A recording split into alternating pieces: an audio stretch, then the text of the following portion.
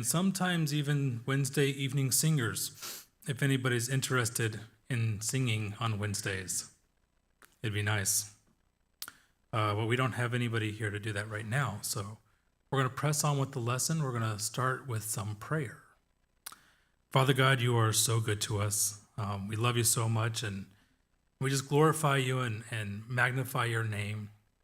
God, as we go into your word, we see how beautifully it's stitched together, the themes and the reminders about who we are in you, how you are our Redeemer, how you grafted us in. Just, you are beautiful, and your word shows your beauty. And I ask that as we open your word today, that we would be encouraged to know you more, to love you more, to magnify you more, that we know more about ourselves and who we are in you, Lord.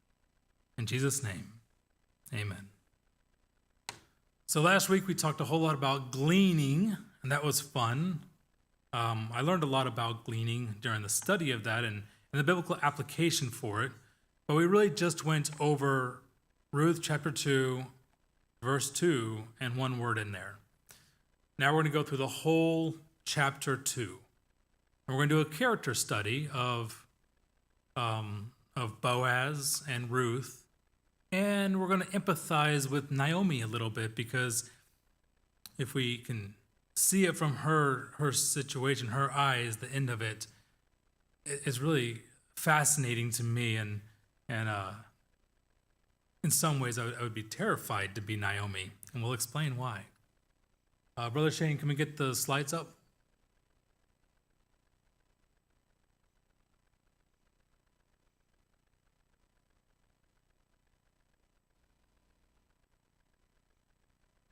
That is one of the reasons, yeah. And it very much, we're not going to talk about it much. She asked me, is Ruth put in the Bible because Ruth is a relation, an ancestor of Jesus, and that's part of it. But there's another part of it that we're going to dive into later on, and that is that the fabric of the Bible, that the story of Ruth runs parallel to that of Christ and us. And just as a teaser, in the story of Ruth, you have a Jew who is a redeemer who redeems the dead line of Elimelech, which means my God is king, and incorporates in, brings in the Gentile Ruth and redeems her too, just as Christ does that for Israel and us. It's amazing. You can ask questions later. All right. So, a worthy man, a humble woman, and an anxious mama. That's what chapter 2 is about. We're going to go into it. It's really fun. All right. So, Naomi had a relative of her husband, a worthy man, of the clan of Elimelech, whose name was Boaz. This is what we read last week. And Ruth the Moabite said to Naomi, "Let me go to the field and glean among the ears of grain after him in whose sight I shall find favor." And she said to her, "Go, my daughter." I find this really fascinating that Ruth, remember we talked last week, Israel was the only one that we can find any record of a gleaning practice. It wasn't that was an ancient Near East practice. That was an Israelite practice. So Ruth, a Moabite, would not know much about gleaning. She might have heard about gleaning while she was out in town and said, "Oh, I can just go to the fields and pick up what they leave behind? Naomi, we're hungry. Can I go to the fields and do this?" And Naomi says, "Go." There's a beautiful thing in here about mothers and sons and daughters, about kicking your bird out the nest at some point. That Naomi was willing to let her, even though I bet she's going to fret a little bit about letting her do this.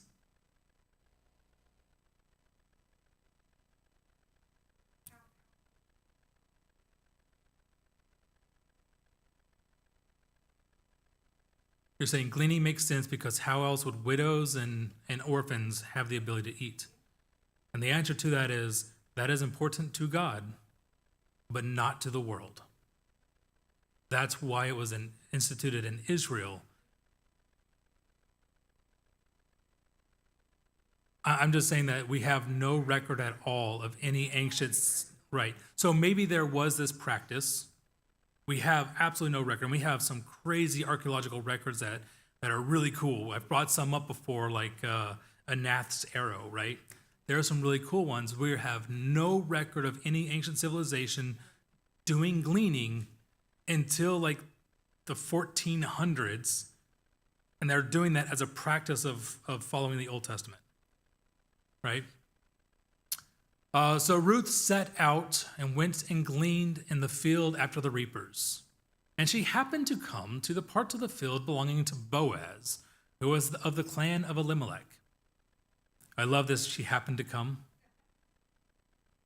The Bible very often understates things, like Samson killed 1,000 people and he was thirsty. Like, yeah, I bet he was. She happened to come. Have you guys ever heard of the term divine appointment? Are y'all familiar with that term? I think this is divine appointment. But what is a divine appointment? It is when a thing in your life happens in such a way that it could not be mere coincidence that led to this thing, but God has divinely acted in a way to bring his will about. So I ask, is there any scriptural evidence for the concept of divine appointment?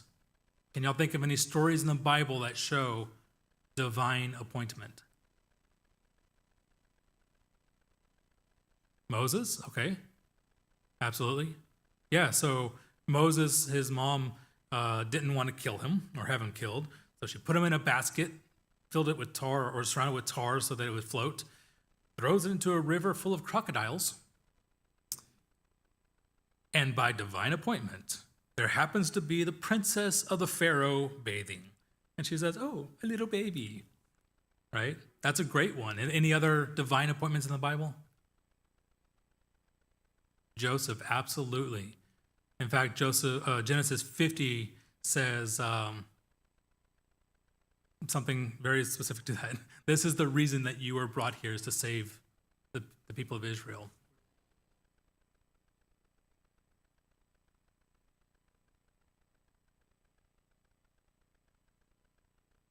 That's right. So Joseph, Esther, Mordecai tells Esther, could it not be for such a time as this that you've been brought to this place? Paul on the road to Damascus, and Philip when he has this dream to go find a guy riding in a chariot and say, hey buddy, what you reading? And that guy happens to be reading Isaiah. And Romans 8:28, for God works all things for the good of those who love him, who are called according to his purpose. The point is that God is working in and around our life. Many of the things that people think of as coincidence or happenstance are not just coincidence, but God is doing a thing. God is active in and around our lives. And so I ask you, dear brothers and sisters, where have you seen God active in your own life? And think about it. How many do I want? Well, when we get one, I want you to say one thing this past week where you looked at and said, God is active in my life. Because that's what we're trying to do, is we're trying to get eyes to see what God is doing around us. And God is doing stuff. Ruth did not just happen to come across the field that Boaz owned. All right, so she's out there gleaning, and Boaz comes from Bethlehem out to his field. He came from Bethlehem, and he said to the reapers, the Lord be with you. And they answered, the Lord bless you. Simple enough. Then Boaz said to his young man who was in charge, whose young woman is this? That makes sense, right? Like, Bethlehem's not a massive place. They all know who's there. There's a new girl. He's like, who's that? I've never seen her around. Who is that? Yeah, there might be some of that, but it seems that he has more of a curiosity in just who she is and not necessarily trying to throw game at her yet. So he says, who is this young woman? That shows me that Boaz is attentive. See, he's not just has his field, has his investments, if you will, and he's letting them do their thing. He's going out to the investment. He's going out to the field. He's checking on his workers. He's noticing who's new and saying who's that. Boaz is attentive to what is going on around him, right? I said we're doing a character study of Boaz, Ruth, and Naomi. Boaz is attentive. And the servant who was in charge of the reapers answered, she's the young Moabite woman who came back with Naomi from the country of Moab. Just to redundantly repeat himself. She said, please let me glean. And that makes sense. She's allowed to do that. She's found out about gleaning and she's saying, please let me glean. And then she says this, and gather among the sheaves after the reapers. Now that's interesting. That's interesting because gleaners did not gather among the sheaves. That's like if you owned a blueberry patch and you paid people to come out there and pick your blueberries, and now in front of your blueberry field you have a bunch of baskets of blueberries, and I come along and say, hi, can I pick some of your blueberries? And you say, yes, you may. And so I go to the baskets of blueberries and I start grabbing baskets. You would say, no, you can't grab my baskets of blueberries, but you can pick what's left on the fields. She says, can I gather among the sheaves after the reapers? Very interesting. Remember I said, archaeologically, we cannot see that any other place has gleaning. This might be a new practice to her. And this kind of shows that it might be also, that she doesn't really understand what the law is about gleaning. And she's asking for an extra privilege beyond that. I don't think it's out of greed on her part, but probably out of ignorance. She did ask. And that's a big point, is as we do a character study of Ruth in chapter 2, she's always polite. She's always humble and polite. Please let me glean and gather among the sheaves after the reapers. And so she came, and she's continued from early morning until now, except for a short break. That girl's been working. Notice the humility, politeness, and dedication in Ruth. She's being polite. She's asking what she can do, what she can't do, and her dedication that she's been working from early morning until around noontime, we think, because he comes in with food and lets them eat. But also her misunderstanding of gleaning, that she's asking to gather among the sheaves. So Boaz says to Ruth, so he sees her out there, he talks to his servant guy, who is that? The servant guy tells her what he tells her, and so now he walks out to Ruth and he's talking to her. Boaz said to Ruth, now listen, my daughter, do not glean in another field or leave this one, but keep close to my young women. Let your eyes be on the field that they are reaping and go after them. Have I not charged the young men not to touch you? Now that's interesting. Let's pause just a little bit. Let's remember a few verses prior. A young woman, a foreigner, has come up and is taking care of her mother-in-law. She goes to her mother-in-law and says, mother-in-law, can I go glean in the fields? And her mother-in-law knows that men don't treat the girls well.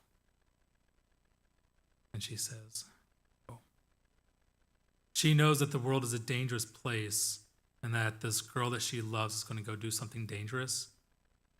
But she lets her daughter do that. Because there is a responsibility that one day I look forward and Lauren does not look forward to, and that is when you kick the kids out of the nest. It's not a safe place for them, right? But Boaz has ensured that it will be a safe place where he has authority. He's charged his young men, you will not misbehave. And so he invites her, stay here where you're safe. This idea about the young men not treating people well actually occurs a few times in chapter 2. This is not an isolated mention of this. And it kind of breaks our heart a little bit because we would like men to be chivalrous, to be good. But remember what time we're in. What's verse 1 say of chapter 1? In the times of the judges. And what are the judges? When everyone did what was right in their own eyes. They are not, on the whole, a God-fearing people right now. Boaz seems to be a God-fearing man. And in fact, he's called a worthy man. All right. He continues on, and when you are thirsty, go to the vessels and drink what the young men have drawn. So not only is he saying, inviting her, you go ahead and stay here with the girls and you do the reaping. Further, he says, know that you're going to be safe because I have authority over these men and I've told them not to touch anybody. And not only that, don't let yourself get hurt by getting dehydrated. Go ahead and get some water from our water. My men have drawn it up out of the well. It's hard work. There's water for you. You're taken care of. Stay here. Pretty good dude. There you go. He encouraged Ruth to stay in his field. He protected her from abuse, and he extended generosity to her. So her response to this kindness is Ruth, a foreigner who is a widow. She's left her family. All she has left is Naomi, who now is so sad that she goes by the name Mara or bitter. She's out in this strange place. She feels pretty alone and probably pretty scared about life, but she's also very bold. I love that about her.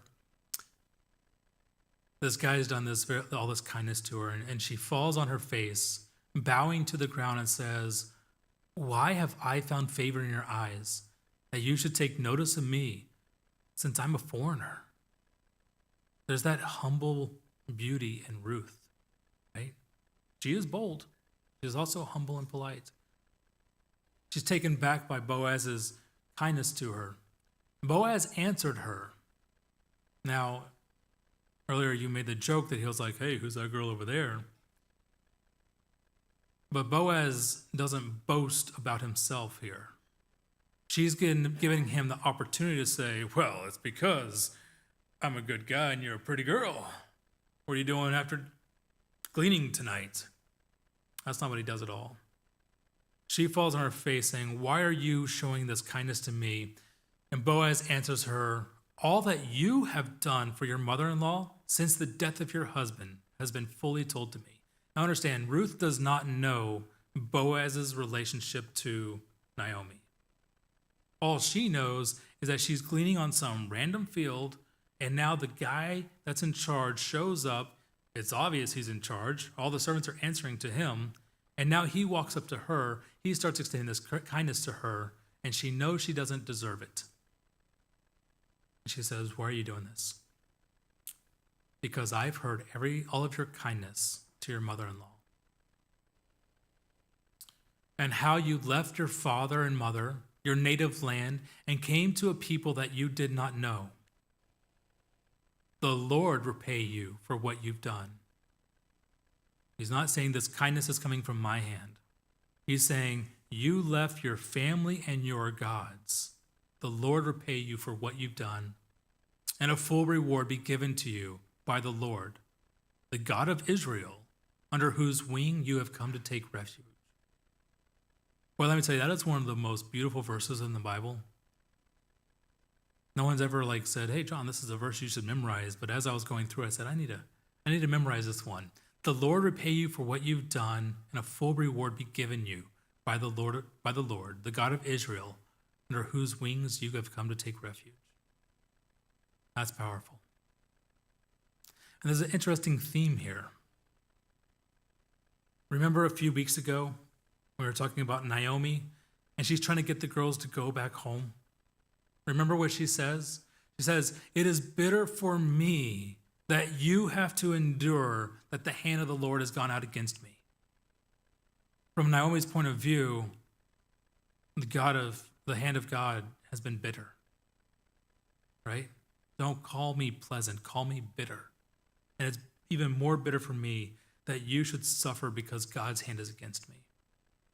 But Ruth, she counters what Naomi says by saying, may the Lord do so to me.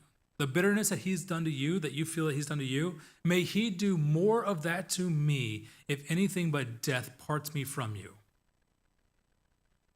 That's her place. Now Boaz comes in and says, no, the Lord repay you for what you've done, and a full reward be given to you by the Lord, the God of Israel, under whose wings you have come to take refuge. It is understandable why Naomi had her theology, her feelings of God's hand against her. That makes sense that those feelings are in her mind. I'm not saying they're right feelings. There's a thing I like to say when people complain that is normal and natural. What you're feeling is normal and natural, but that doesn't make it right. Somebody offends me, it's normal and natural for me to be offended by that thing, but it doesn't mean I have justified response to it. It doesn't mean that's a justified feeling of being offended, right? Just because something's normal and natural doesn't mean it's right. Boaz is, in a way, correcting Naomi's theology and affirming Ruth's faith in God and saying the best place you can be is under the wings, to take refuge under the wings of God. That's fascinating to me. So Ruth, he says those amazing words, and Ruth says, and then I look at that, I'm like, man, that's very poetic. Ruth is poetic in the way that she responds to Naomi, and now Boaz is poetic. No wonder David wrote most of Psalms. All right. So Ruth said, I have found favor in your eyes, my Lord, for you have comforted me and spoken kindly to your servant, though I am not one of your servants. She maintains that sense of humility. So that's that scene a little bit later on, but not too much further. It's mealtime, and Boaz said to Ruth, come here and eat some bread and dip your morsel in the wine. Now, again, Ruth is not one of his workers. He has no obligation to feed her. He has an obligation to the law to allow gleaners to glean. There's no obligation to take care of them, right? But Boaz sees her need, knows what she's done for Naomi. He invites her to his table. That's pretty amazing. Invites her to his table, says, come here and eat some bread and dip your morsel in the wine. And let me ask you, does that remind you of something? Eating bread, dipping bread in wine. The Lord's Supper, right? There are parallel threads in the fabric of the Bible that amaze me. You have a Jew with authority inviting the Gentile to sup with him. We're talking about bread and wine. I don't know. I think it's amazing, the similarity to the church and the cross. It's a beautiful thing. So she did. She sat beside the reapers, and he passed her the roasted grain, and she ate until she was satisfied and had some left over. I find that interesting also is Ruth is polite, and she's humble, she's bold, and she's also not greedy. She could have just eaten herself sick. What's that old joke about the guy asking a farmer for work, and the farmer says, yeah, I'll let you do some work, and hands him a shovel, and the guy says, oh, don't you know, an empty sock can't stand. So the farmer feeds him a breakfast, says, all right, now let's get out there and get some work done. And he says, oh, don't you know, a full sock can't bend. She's not getting herself to be a full sock that can't bend. She's eating enough to be satisfied, and then she's going right back out to work. And not only that, she has some left over. And what does she do with that leftover stuff? Do y'all know? She gives it to Naomi. So even while she's sitting at the table with all the other gleaners, her mind is still on taking care of her mother-in-law. She's still being considerate of her mother-in-law. Okay.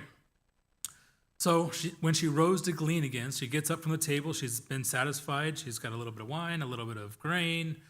She goes off to glean again.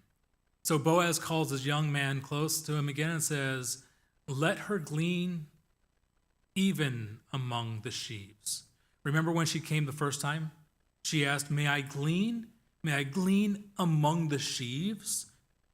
I have to imagine that was an inside joke to ancient Israelites, that they all laughed at that because it's kind of preposterous. We don't see it as clearly because that's not our culture. I'll bet you it's a little bit preposterous. But now he's telling his guys, let her glean among the sheaves. That thing she asked about, let her do that.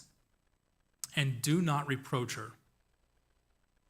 And also, not only let her, allow her to glean among the sheaves, allow her to grab buckets of blueberries, if you will, but also pull some from the bundles for her to leave it for her to glean, and do not rebuke her. So you have these towers, these mounds of grain. They've gleaned them all up. Grab extra ones and throw them out. Remember last week we talked about gleaning. It was, don't go back over it a second time. Don't fine-tooth comb all the grain and gather it up. And if you leave anything out at one night, don't come back for the next day. You've lost it. He's saying intentionally pull the grain out for her. So she gleaned until evening. Let's get our timeline. How long has she been here? Well, she's been here since early morning. She's rested one time. Well, let's make sure she gets some lunch. She eats her lunch till she's satisfied, gets up and starts working until when? Until evening. She's worked the whole day. But not only did she work in the field till evening, then at evening, she beat out what she had gleaned. She kept working. I don't know if you guys know about the winnowing process and beating out the grains. It's a whole lot of work. She's beating out the grains. And then when it's all said and done, she had about an ephah of barley. And what is an ephah of barley? Well, it's about 22 liters or 30 to 40 pounds. I need to get goat feed, and I was going to go by the Tractor Supply and grab 2 bags of goat feed just so you could see what 30 to 40 pounds of feed is. She gleaned a whole lot, like a whole lot.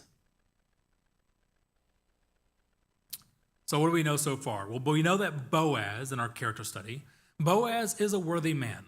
The Bible states that clearly. It also states that he's a kinsman. We can see that he's very attentive to his fields. There's a verse in Proverbs that says, know well the condition of your flock. There is a biblical responsibility for us to know well the condition of our stuff, of the resources that God has given us. He's attentive to his fields, his workers, and even the visitors, the gleaners. We know that he generously provides food, drink, security, and instructions to his workers. I felt like this was important because I've had a lot of bosses that did not provide good instruction, and I found them to be bad bosses. That good bosses let you know what they expect of you. He tells his workers to allow extra grain. He's very generous. And what I love most is that he gives all credit to God. When she says, why are you doing this? He says, the Lord will bless you. May the Lord bless you. It's not for his name or his clout. His labor and his work is for the Lord. Boaz is pretty cool. What do we know of Ruth so far? She's humble and polite. She's very bold. She works hard early morning to past evening. She's temperate. She's only eats till she's satisfied. And even then, she saves some of the grain for Naomi, so she's considerate. Pretty beautiful character here. Okay, so Ruth has finished this first long day in the fields. And she took all her stuff and she goes to Bethlehem, to the city.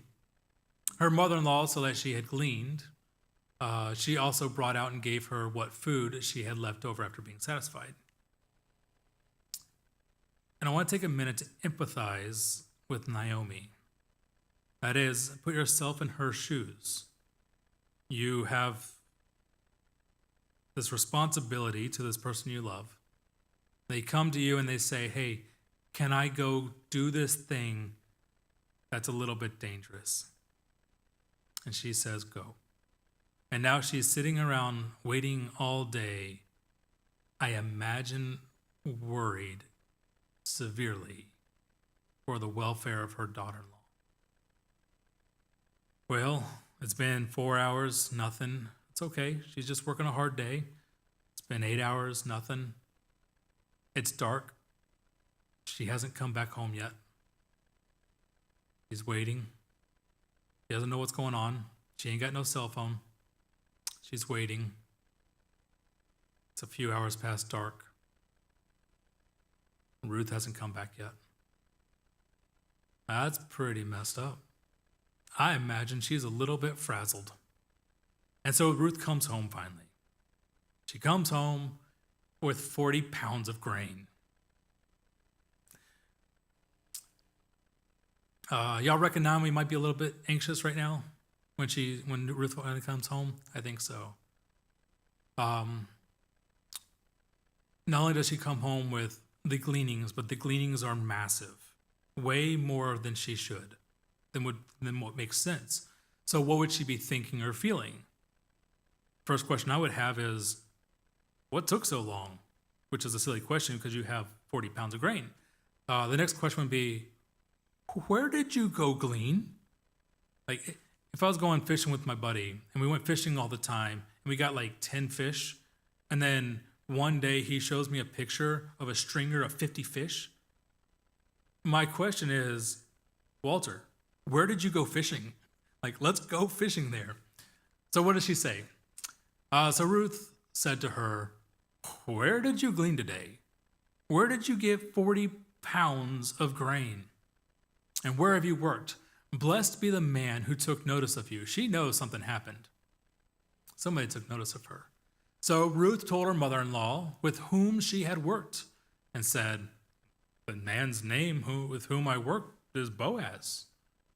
But she doesn't know Naomi's family. She doesn't know who's who. She just says, the guy's name was Boaz. That's all I know. He was very kind to me. His name was Boaz. Well, Naomi knows Boaz.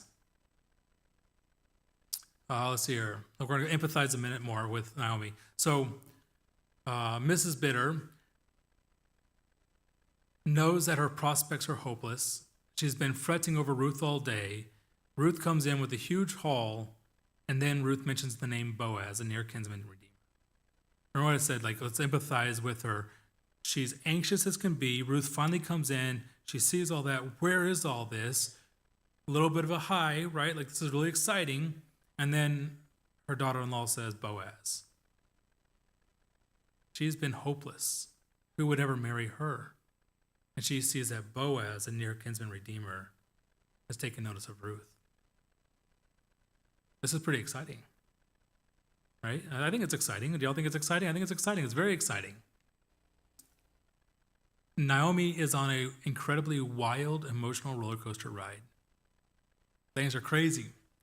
All right, so Naomi says to her daughter-in-law, may he be blessed by the Lord, whose kindness has not forsaken the living or the dead.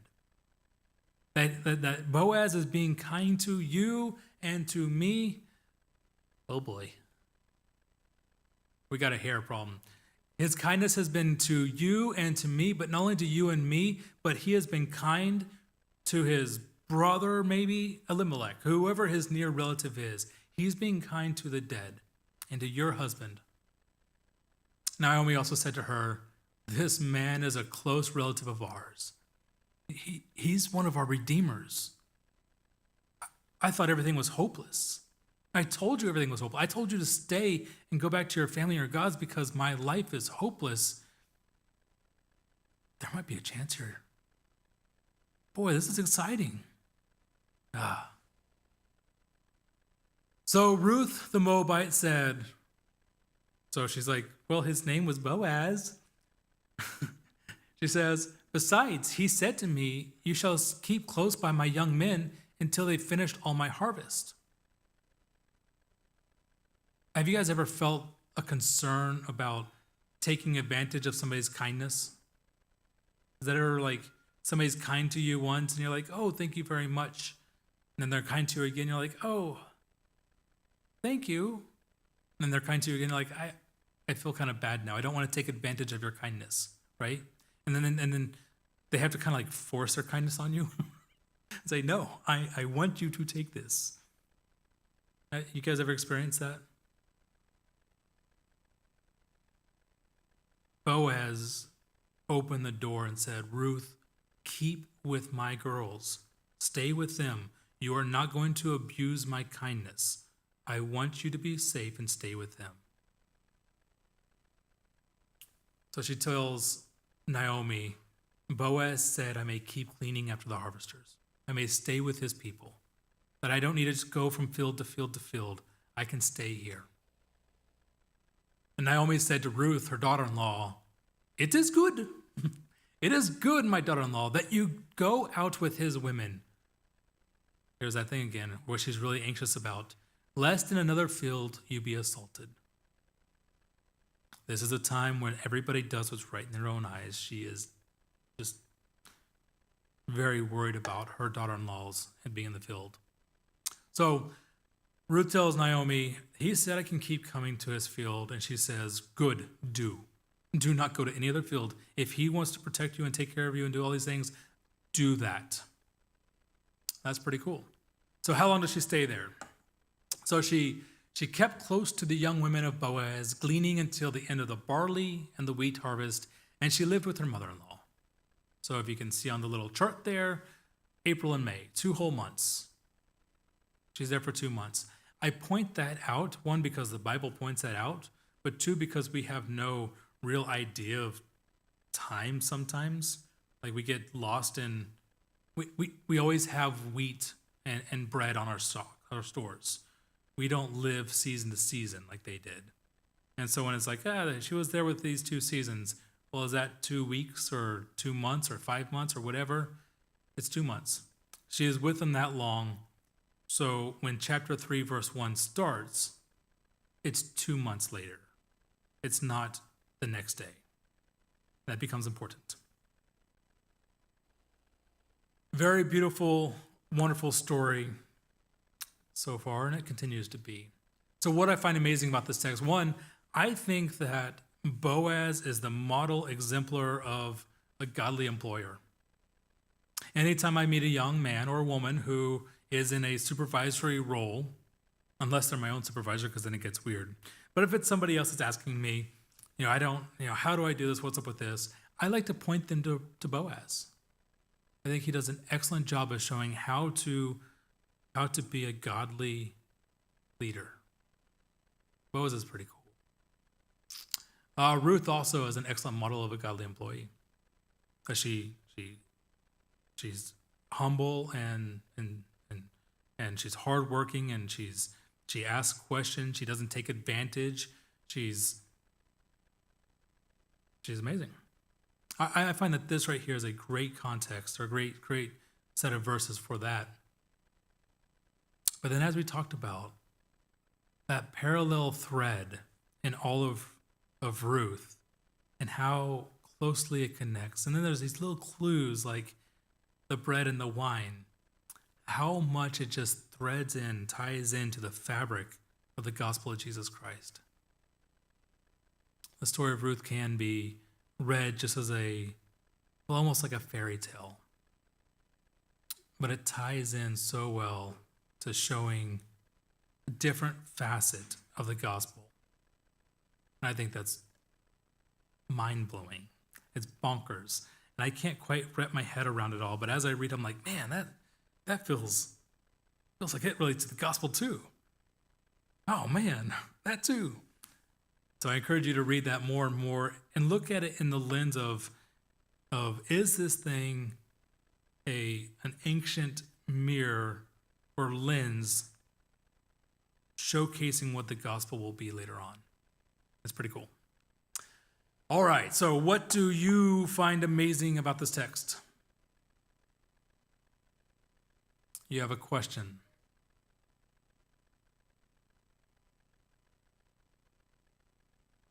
Yeah.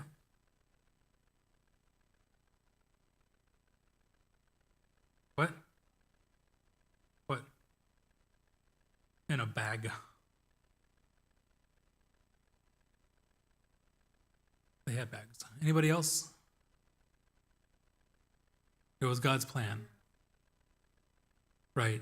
It's amazing how subtle God's work in here is. It's both subtle. It's not explicitly stated, but it's very implicitly clear that God is very much involved in what's going on here.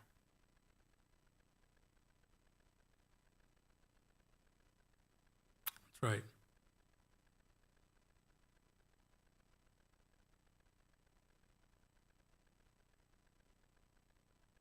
Yeah.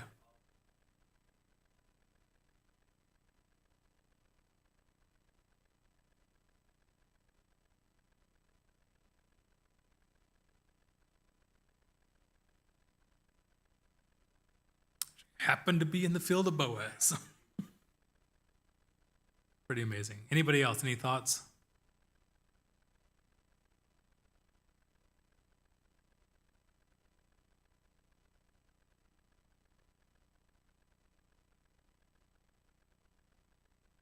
It is absolutely a beautiful love story, but I don't know if it's just a beautiful love story.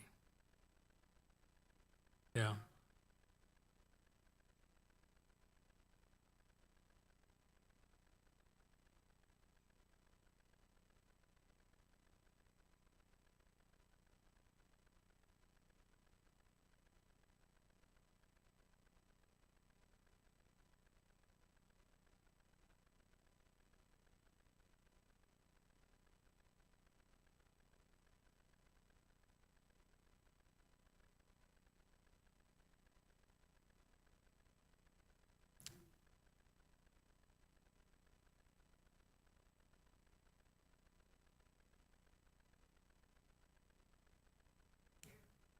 Hmm. Yeah. Sometimes I'm definitely like, what are you doing here? I don't understand this one. A lot of times I don't. But yeah. Any other thoughts? Yes, sir.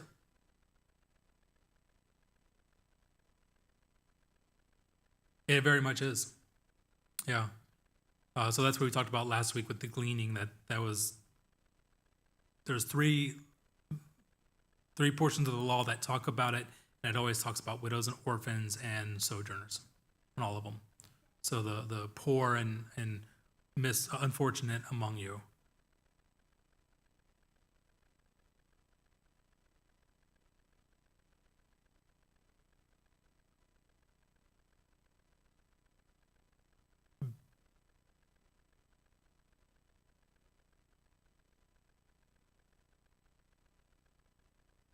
I'll answer that later. Okay. No more questions? Okay. Okay. Then I have a question for you. You ready? Are we all ready for it? Can somebody testify? Something from this past week, a specific thing that you said, God definitely just did a thing.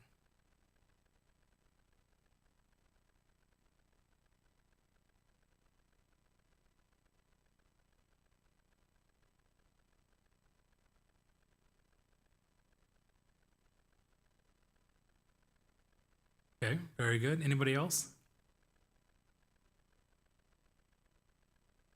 Your foot is healing well. That is a good report. Anybody else?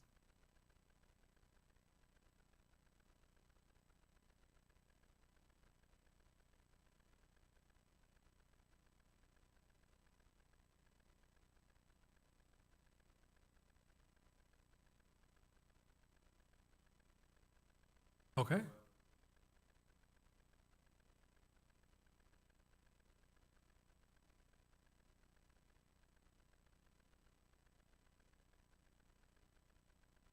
Very good.